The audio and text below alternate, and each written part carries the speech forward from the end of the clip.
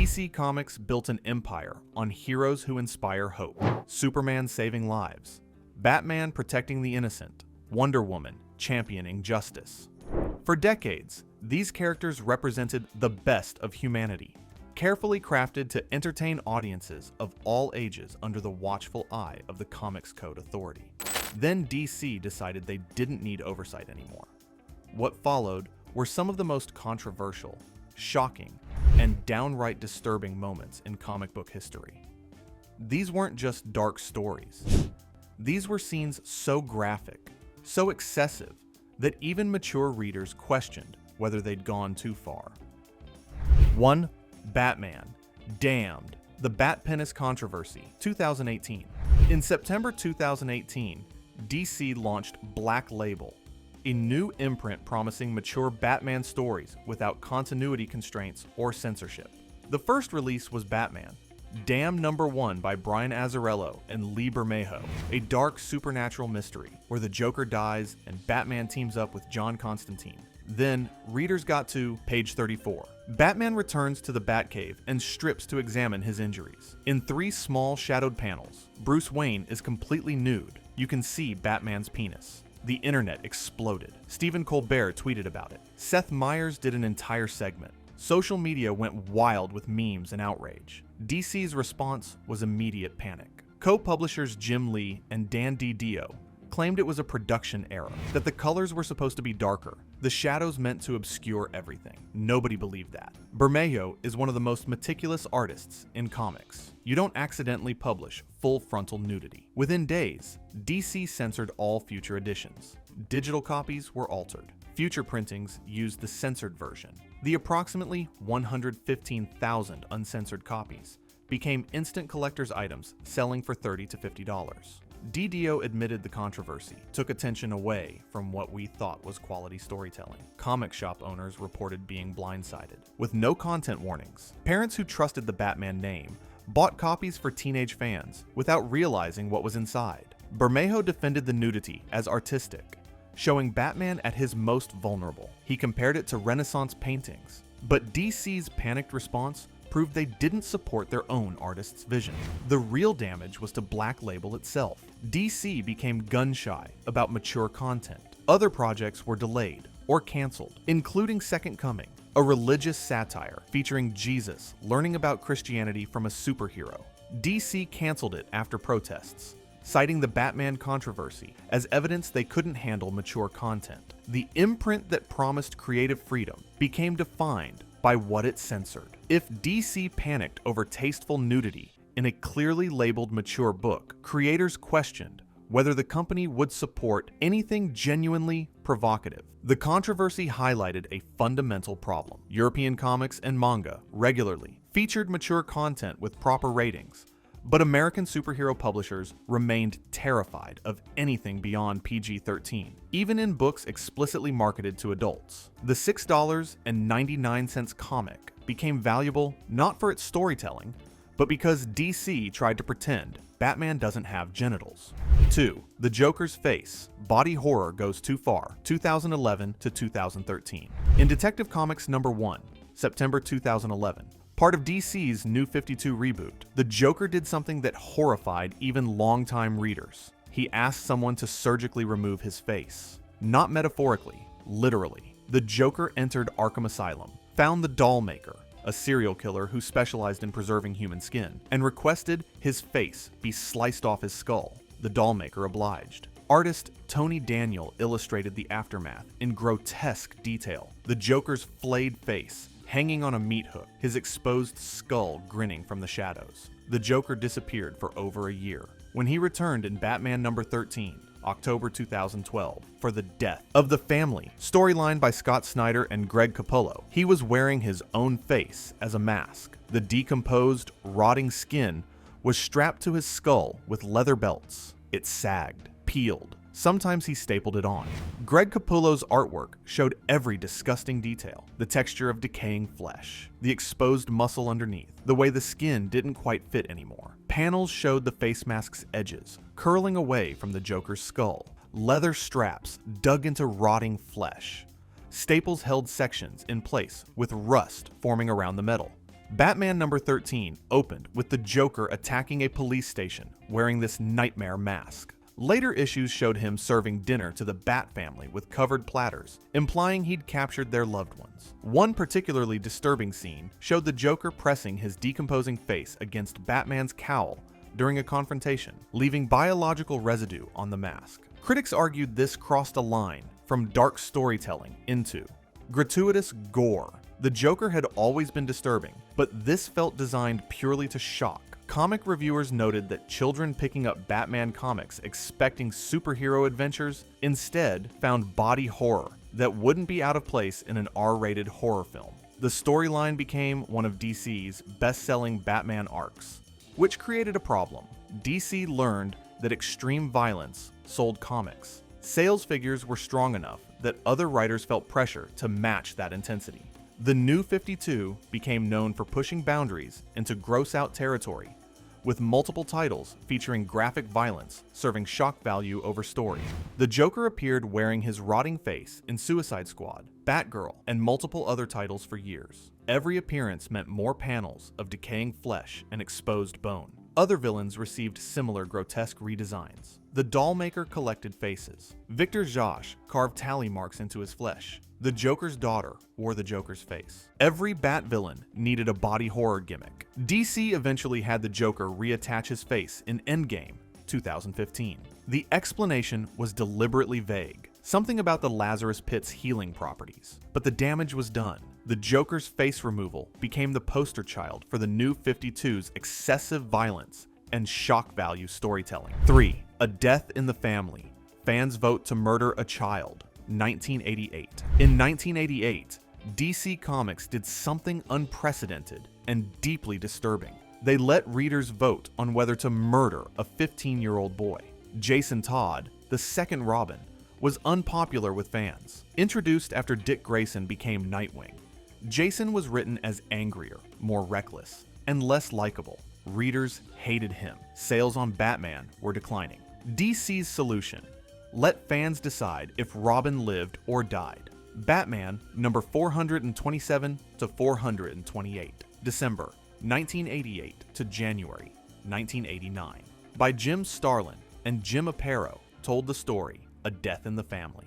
Jason discovered his biological mother was alive and being blackmailed by the Joker. He tracked her down to Ethiopia. The Joker captured him. What happened next was one of the most brutal scenes in DC history. The Joker beat Jason Todd with a crowbar, not quickly, methodically. Panel after panel showed the Joker swinging the crowbar into the boy's body. Jason's face swelled.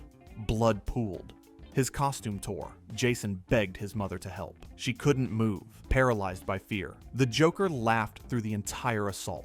Artist Jim Aparo drew the Joker's hands drenched in blood. Then he set a bomb and left Jason and his mother to die in the explosion. Before Batman number 428 shipped, DC ran a phone-in poll. Readers could call one number to vote for Jason to survive, another to vote for death. The calls cost 50 cents each. People could vote multiple times. DC turned a child's potential murder into a marketing campaign. The phone lines were open for 36 hours. Over 10,000 calls came in.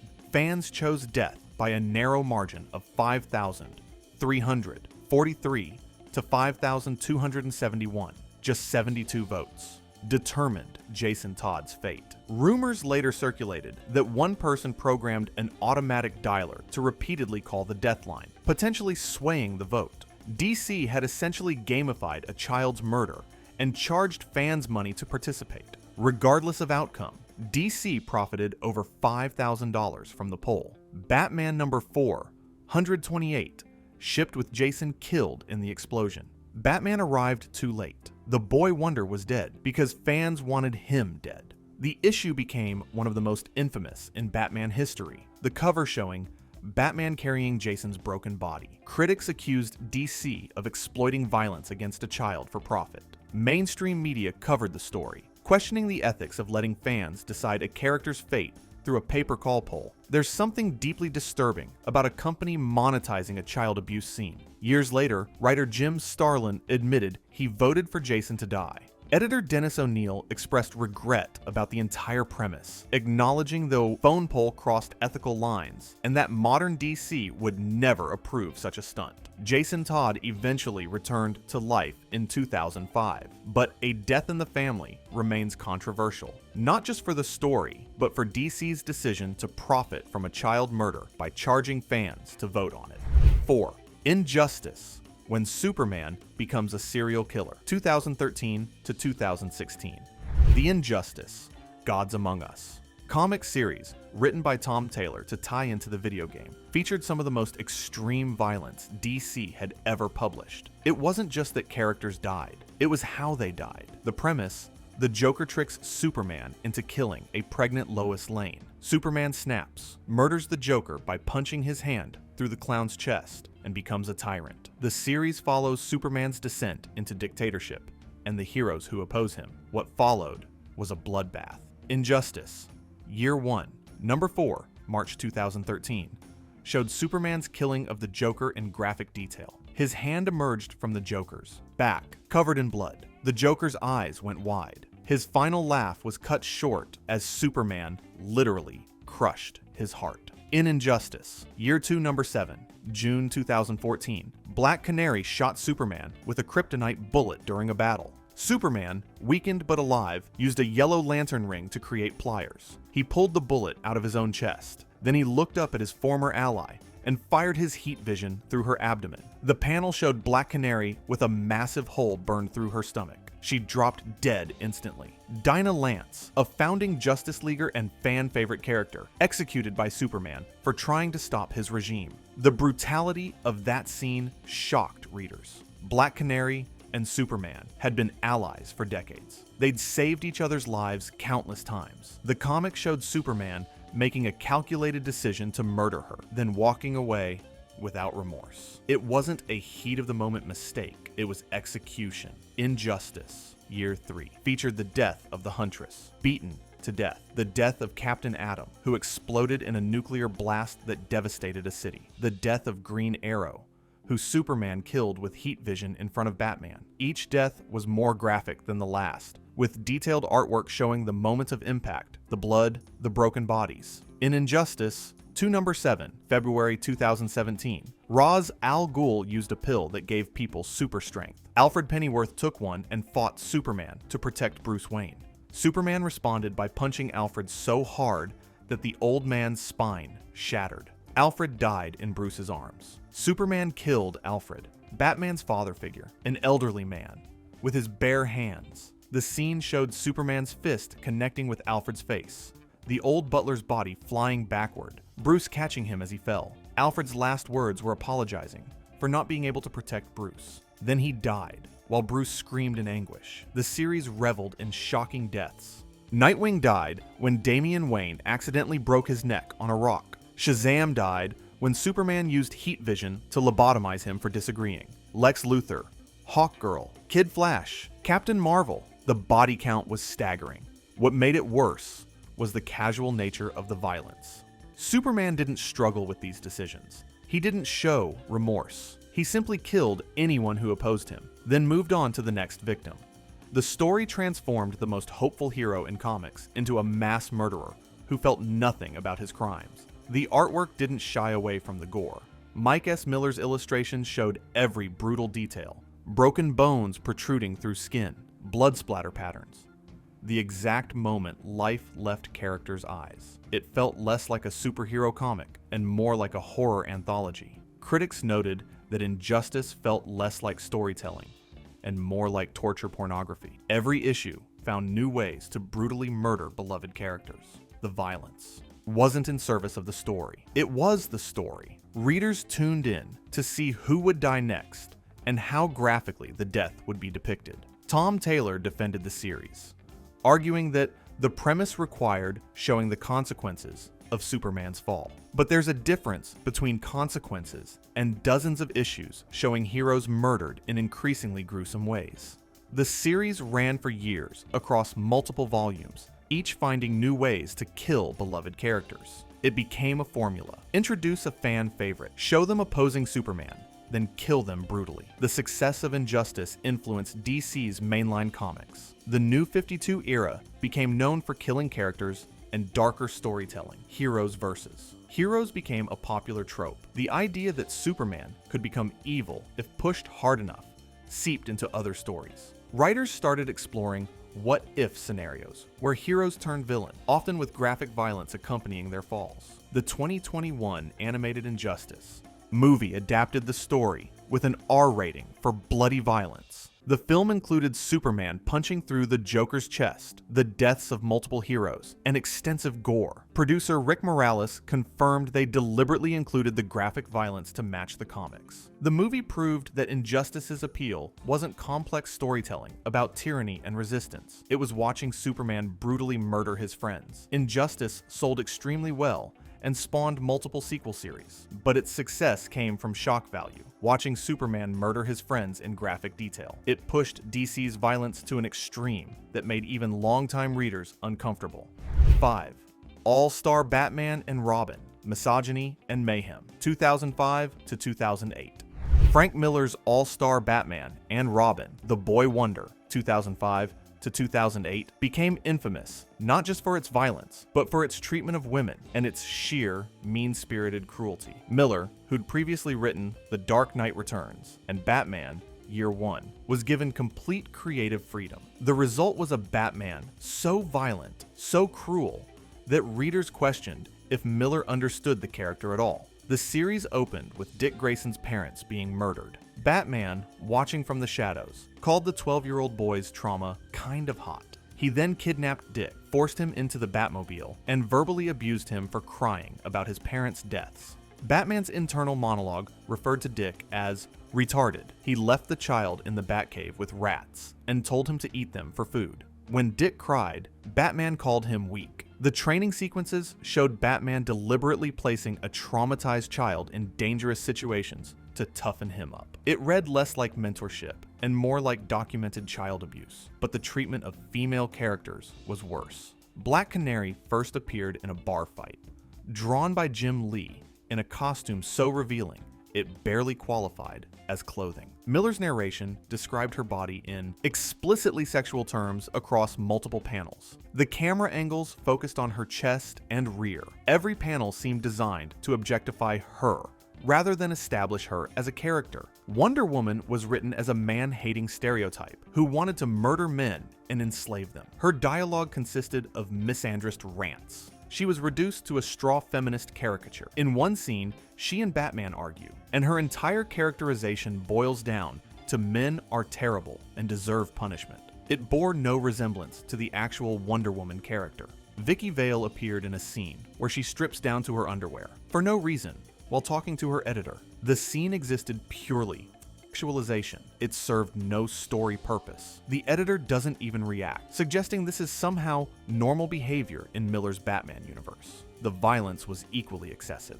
Batman set criminals on fire and laughed about it. He forced Robin to fight armed thugs barehanded as training. He was verbally and physically abusive to Alfred, Dick Grayson, and virtually everyone he encountered. In one notorious scene, Batman and Black Canary had sex on a dock while criminals burned to death nearby. Batman comments on the screaming. Black Canary finds it arousing.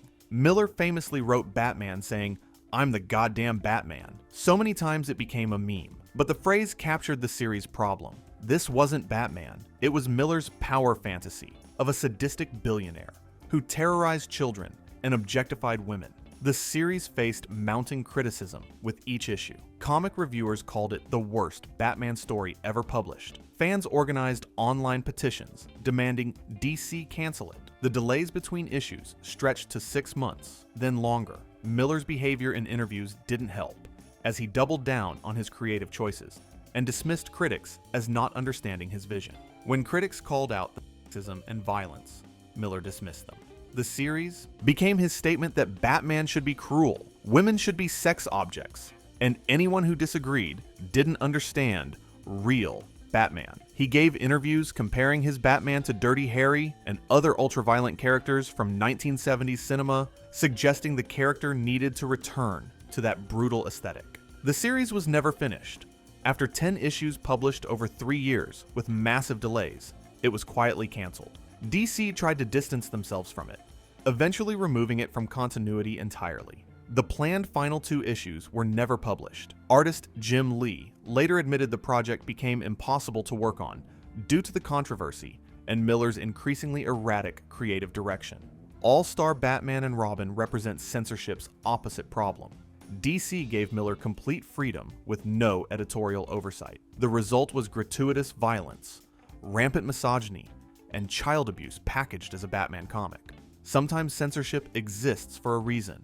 Someone should have told Frank Miller no. If you found this deep dive into DC's controversies interesting, there's more comic book history to explore on this channel.